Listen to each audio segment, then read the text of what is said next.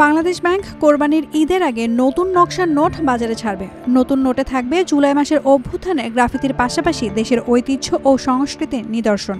2 টাকা থেকে শুরু করে 1000 টাকার নোটে এসব নকশা থাকবে, যা নাগরিকদের সংস্কৃতি এবং ঐতিহ্য সম্পর্কে একটি উজ্জ্বল চিত্র তুলে ধরবে। বাংলাদেশ ব্যাংক ইতোমধ্যে সব নোটের ডিজাইন চূড়ান্ত করেছে।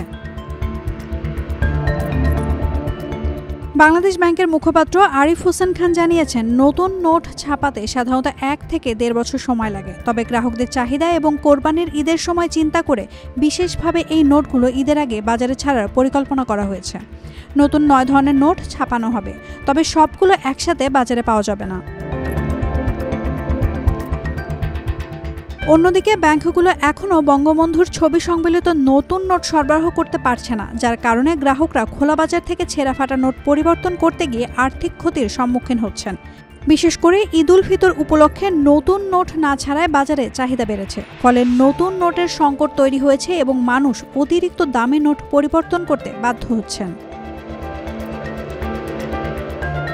বাংলাদেশ ব্যাংক থেকে জানানো হয়েছে, ডিসেম্বর পর্যন্ত বাজারে ইস্যুকৃত নোটের পরিমাণ ছিল 3,01,774 কোটি টাকা।